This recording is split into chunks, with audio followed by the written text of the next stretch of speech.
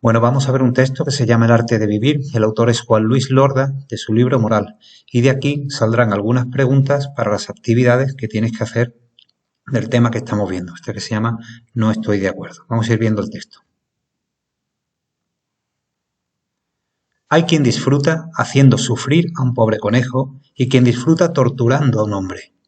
Esto no quiere decir que sea moralmente opinable esa acción, y que la opinión del sádico valga lo mismo que la de todos los demás. Quiere decir tan solo que se puede deformar el buen gusto, el sentido moral natural. Nadie dudaría en calificar de degenerado al hombre que disfruta haciendo sufrir a otros. ¿Qué quiere decir esto? Pues que según el autor, las acciones humanas no siempre son opinables. No todo se debe opinar. Por lo tanto, hay acciones que no deben permitirse. ¿Por qué actúa el hombre de esta manera? Bueno, pues porque en ocasiones, por un problema de conciencia, educación o lo que sea, el gusto moral, que es la afición por las buenas acciones, en algunas personas se encuentra totalmente deformado. Para Aristóteles, educar a un hombre era enseñarle a tener buen gusto para obrar, a amar lo bello y a odiar lo feo. Se trataba de orientar y reforzar las reacciones naturales ante las acciones nobles e innobles. Los griegos pensaban que la belleza era el mecanismo fundamental de la enseñanza moral. Por eso querían que sus hijos admirasen y decidiesen imitar los gestos heroicos de su tradición patria, que les transmitía la literatura y la historia. De hecho, pensaban que la finalidad tanto de la literatura como de la historia debía ser esta: educar moralmente a los más jóvenes.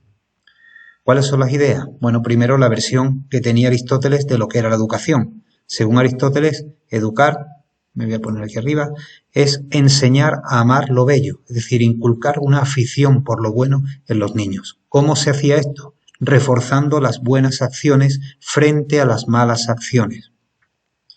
La referencia tenía que estar siempre en modelos que los niños veían y tenían que imitar. Claro, si esos modelos de referencia son positivos y los incluyen en su vida, sus acciones serán buenas. En el caso de Aristóteles, los modelos de referencia se les daba a los alumnos en la historia y en la literatura. Hoy en día existen muchas posibilidades de tener muchísimos modelos de referencia, ¿no? Personajes a los que imitar. El fin de la educación, por tanto, no se trata de impartir conocimientos, se trata sobre todo de educar moralmente al individuo, es decir, que el individuo comprenda qué está bien y qué está mal y se decante por las buenas acciones. Es evidente que esto supone una idea muy alta de lo que es el hombre. Supone también creer que hay un modo de vida digno del hombre y que educar consiste en ayudar al niño para que ame ese modo de vivir y adquiera las costumbres que le permitan comportarse así. Claro, para que esto se haga realidad es fundamental confiar en que existe ese modo de vida digno. Claro, si tú no tienes claro un concepto de dignidad, no tendrás nada que enseñar.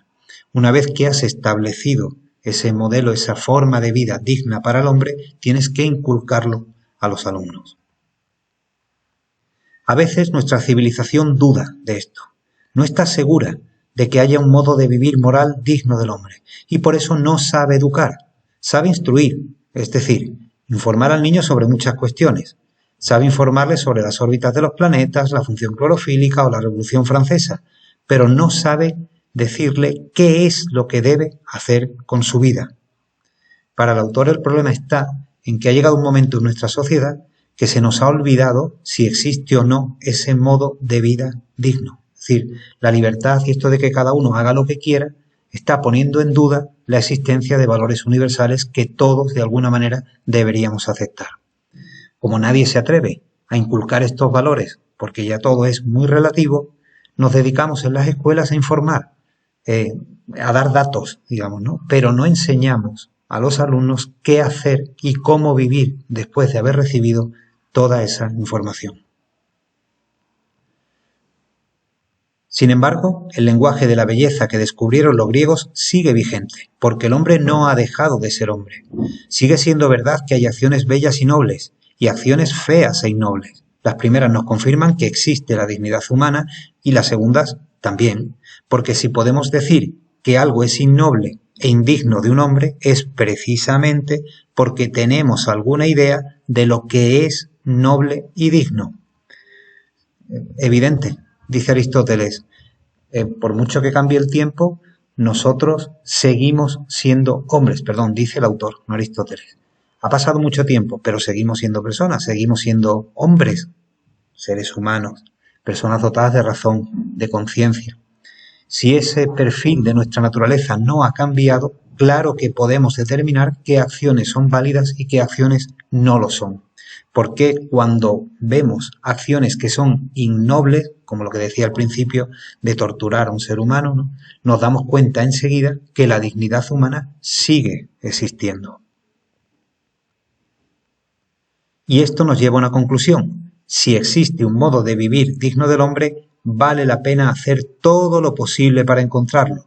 Sería una pena dejar transcurrir la vida y no haberse enterado de lo más importante, aunque no sea fácil.